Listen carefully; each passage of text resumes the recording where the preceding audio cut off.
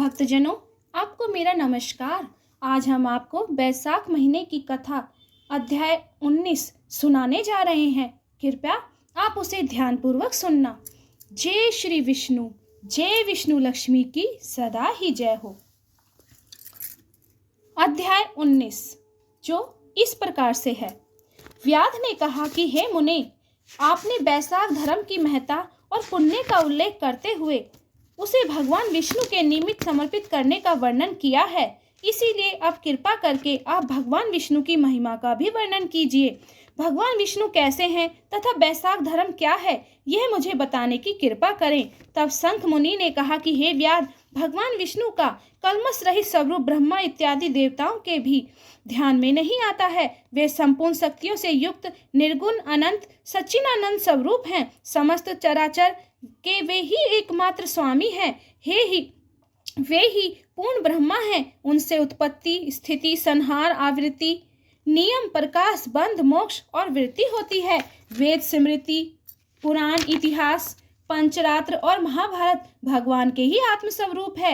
इनके द्वारा विष्णु भगवान को जाना जाता है। उनके जन्म, कर्म और गुणों का ज्ञान होने पर ही प्राणी को मोक्ष प्राप्ति होती है। वे समस्त चराचर में व्याप्त हैं। प्रत्यक्ष रूप में, आगम अथवा अनुमान द्वारा, बल, ज्ञान और सुख में प्रथम मनुष्य को जानना चाहिए। उससे 100 गुना राजा होता है। तत्वाभिमानी देवता उससे भी सहस्त्र गुने होते हैं। देवताओं से सप्तऋषि श्रेष्ठ होते हैं। सप्तऋषियों से अग्नि, अग्नि से सूर्य, सूर्य से बृहस्पति, बृहस्पति से वायु, वायु से इंद्र, इंद्र से पार्वती और पार्वती से जगत गुरु महादेव, उनसे बुद्धि देवी और बुद्धि से प्राण बलिष्ठ होते हैं। प्राण सबसे श्रेष्ठ है। यह समस्त जगत प्राणात्मक ही है। उसी से ओतप्रोत है तथा विशिष्ट है। वह नील मेघ के समान प्रभा युक्त एवं सबका आधारभूत है। इसी को सूत्र कहते हैं। लक्ष्मी के कटाक्ष मात्र से ही इसकी स्थिति है। तब व्याध ने पूछा, भगवान विष्णु की एकमात्र कृपा पात्र लक्ष्मी देवी हैं।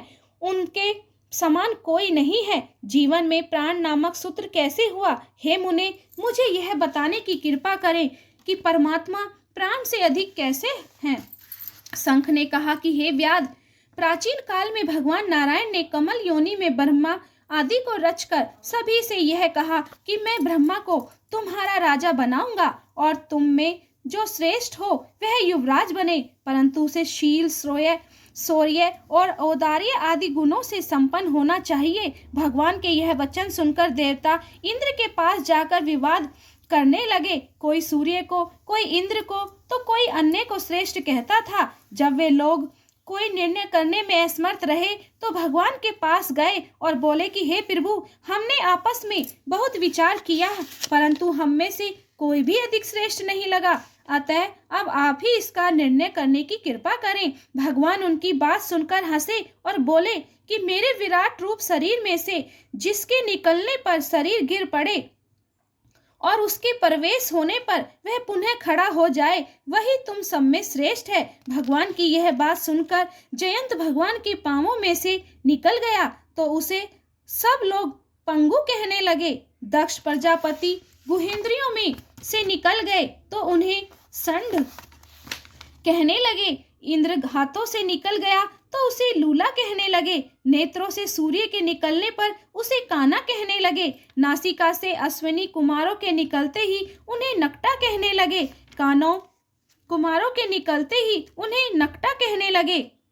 नासिका से अवनशी अश्विनी कुमारों के निकलते ही उन्हें नकटा कहने लगे। कानों से 10 दिशाओं निकली तब लोग उन्हें बहरा कहने लगे। जीभ से वरुण के निकलने पर उसे अरसज्ञ कहने लगे। वाणी से अग्नि निकला तो उसे गूंगा कहने लगे। रुद्र मन से निकले तो उन्हें जड़ कहने लगे। सबके निकल जाने पर भी शरीर गिरा नहीं। अंत में प्राण के निकलते ही शरीर गिर पड़ा और उसे मृत कहने लगे। तब भगवान ने कहा कि जो इसे उठाने में समर्थ होगा वही सर्वश्रेष्ठ है। पुनः सभी देवताओं ने कर्मबद्ध रूप में प्रवेश किया परंतु शरीर मृत ही रहा। अंत में प्राण के प्रवेश करते ही शरीर उठ बैठा। तब सभी देवताओं ने निश्चय किया कि बल, ज्ञान, धैर्य, वैराग्य और जीवन से भी अधिक प्राण ही समस्त देवताओं का अधीश्वर एवं व्यापक है। अतः उन्होंने प्राण को ही युवराज बनाया और उसके सम्मानार्थ सामदेव का गान करने लगे। इसी कारण यह चराचर सृष्टि प्राणात्मक है। प्राण सर्वव्यापक और सबका मूल है। यह प्राण भगवान विष्णु का अनुवर्ती और वशीभूत है। इसी कारण प्राणी को भगवान विष्णु का विशेष सहायक कहते हैं।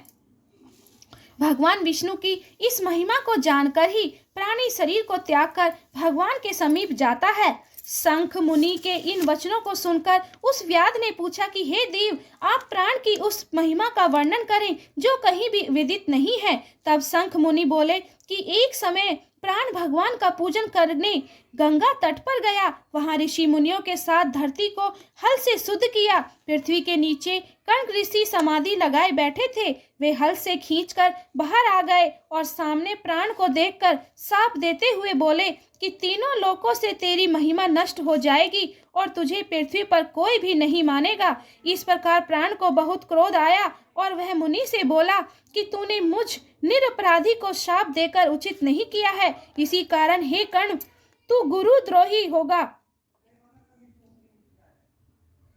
तेरी सभी जगह निंदा होगी। हे व्याध, उसी समय से पृथ्वी पर प्राण की महिमा लोप हो गई। कण्व ने भी शाप के वशीभूत होकर अपने गुरु की हत्या कर दी और वह सूर्य का शिष्य हुआ। हे व्याध, तूने जो पूछा था वह सब मैंने बता दिया। अब और क्या पूछना चाहते हो? भक्तजनों, वैशाख महीने की कथा अध्याय 19 यहीं पर ही संपन्न होता है। भक्तजनों, आपको यह कथा कैसी लगी? अगर अच्छी लगी हो तो लाइक, शेयर, कमेंट और सब्सक्राइब करना और प्रेम से बोलना जय श्री विष्णु, जय विष्णु लक्ष्मी की सदा ही जय हो। श्री कृष्ण का मंत्र। श्री कृष्ण गोविंद हरे मुरारी, हे नाथ नारायण वासुदेवा। श्री कृष्ण गोविंद हरे मुरारी, हे नाथ नारायण वासुदेवा। हरे कृष्णा कृष्णा कृष्णा